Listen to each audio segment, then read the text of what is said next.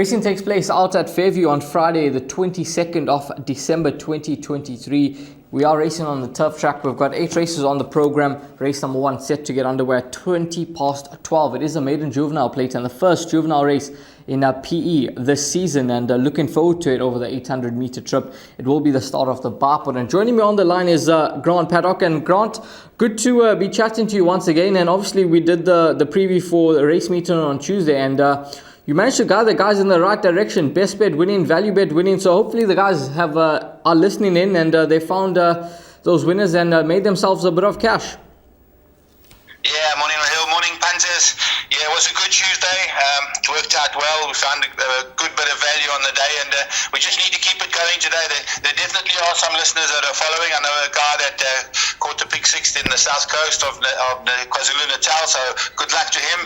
And hopefully we can have another good day on Friday. Absolutely. Well, let's get straight into it. Race number 1. Bumps last grind, 4-1 into 22-10. It's 3-1 about Eat, Pray, Love.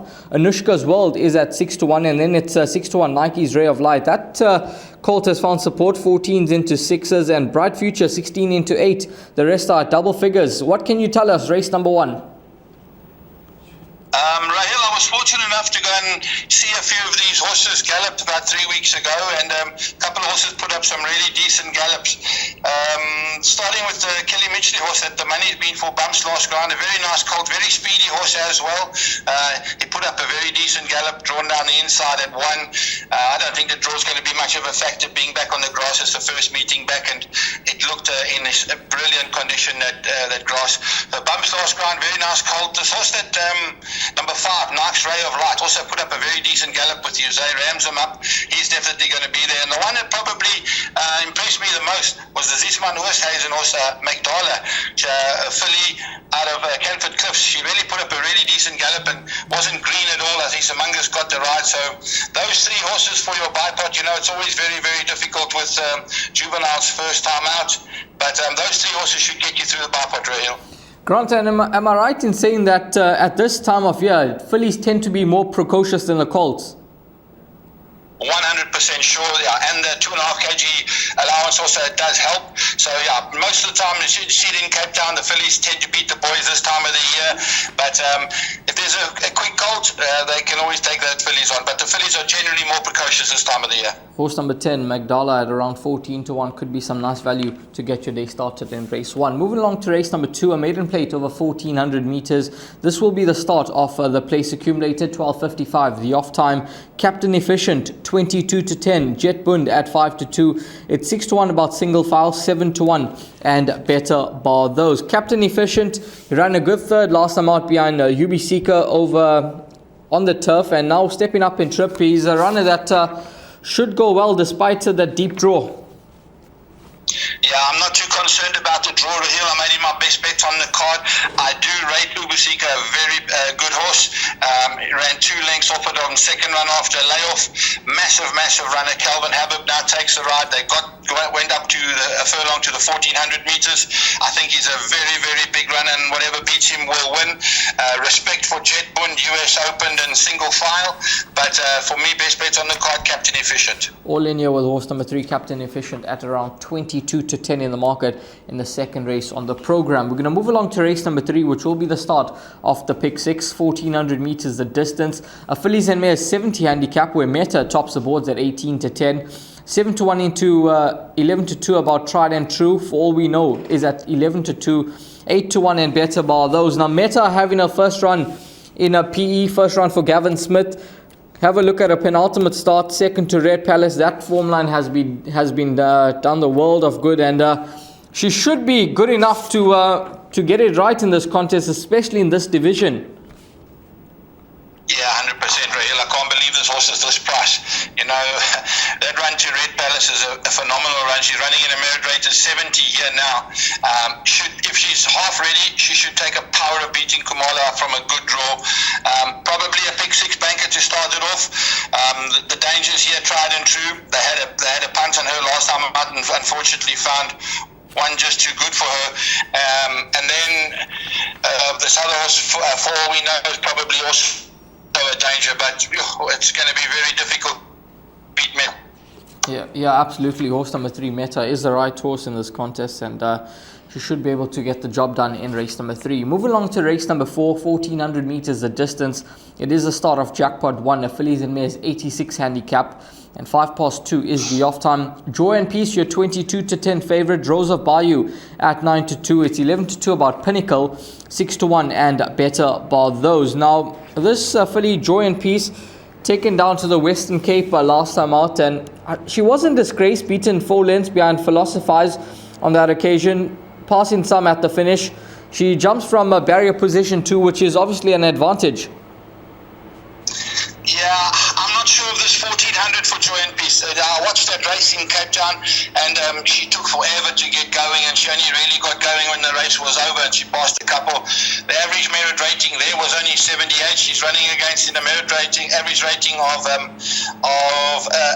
86 here now, so she's got to up her game, there's no doubt. This filly, Rose of Bayou from the Duncan Mackenzie yard, she doesn't know how to run a bad race. And then the 2 Smith horses, Easy Living and Pinnacle, are definitely in there. This filly Pinnacle is actually my value bet on the day. She goes well for James Lee Harbour, and I think she'll make pace on Friday. She'll go to the front. There is a big big tailwind that's going to be blowing, so that's going to suit her down to the ground, and I actually think she's the horse to beat, this Pinnacle. I've gone Pinnacle, Easy Living and Joy and Peace to fight this one out with Rose of Bayou as well, in addition to the pick 6. But tricky kind of a fillies races. I think Joy and Peace is beatable. Yeah, just one thing to note with Pinnacle, James Lahabo will only claim 2.5 kgs now. He lost his 4 kg claim at Hollywoodbets Greyville on Wednesday when riding his 20th career winner. Race number 5, 1600 meters, an MR80 handicap, 14:40 is the off time. Fixed odds betting market have got Dawn of a New Era at 33-10. Thundermaster is at 7-2, Central City at 9-2, 11-2 Slings and Arrows, and then it's 10-1.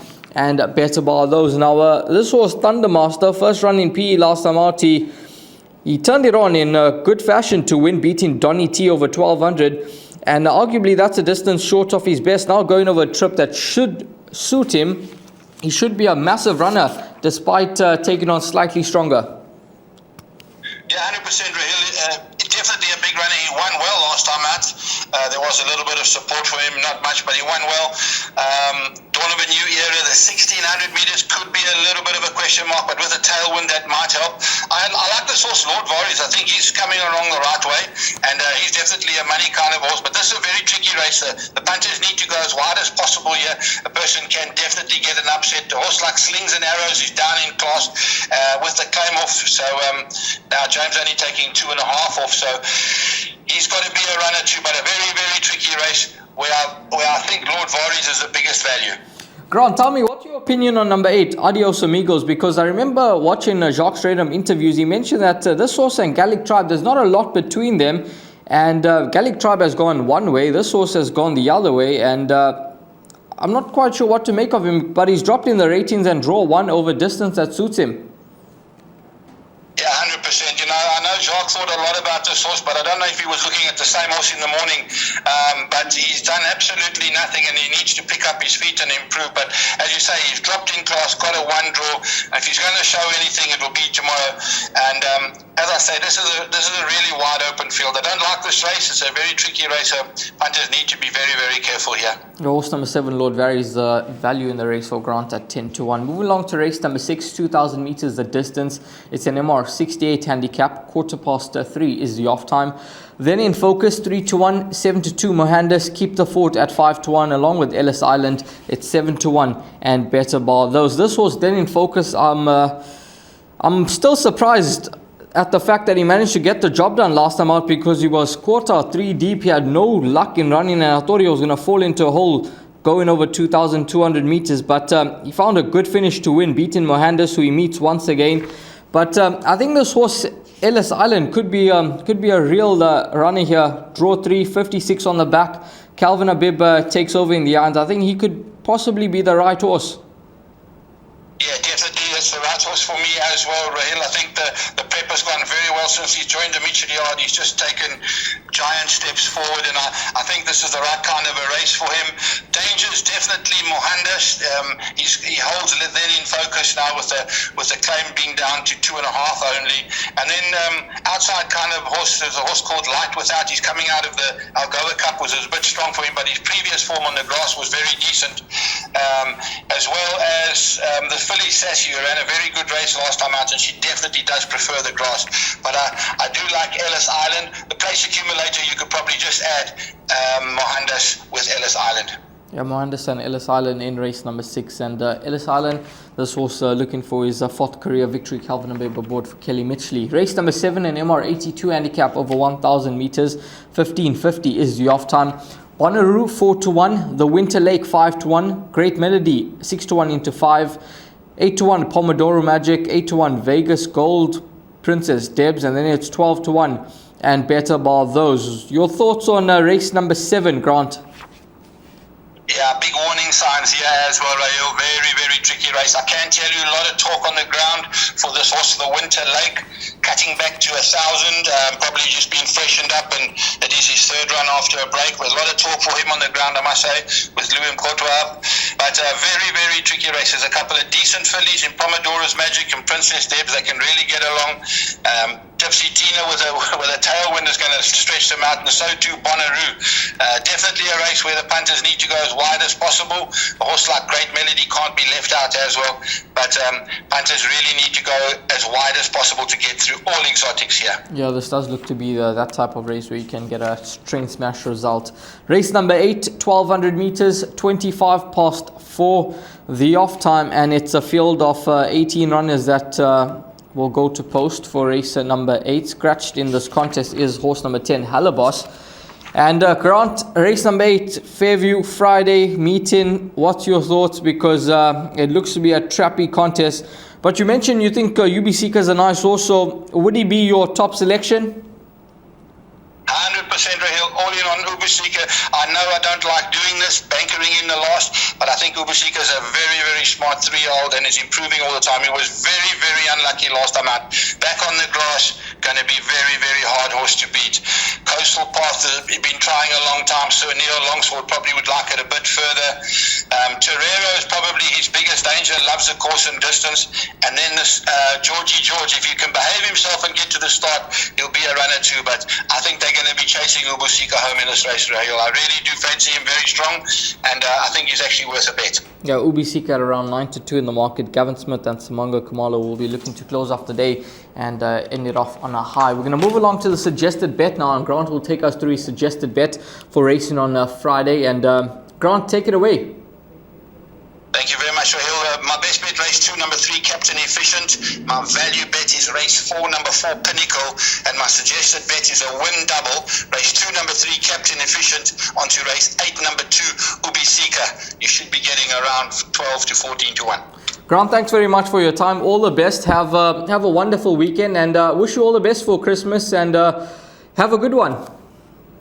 Thank you very much, Raheel, and Merry Christmas to all the punters out there, and hopefully they can get some money tomorrow to round off those last few Christmas presents. Thank you very much. Goodbye. Most definitely. Thanks very much to Grant Paddock, and all the best to you as a viewer. Hopefully it's a good day's racing out at Fairview on Friday, and I wish you and your family all the best on Christmas as we head into the new year as well, 2024, just around the corner.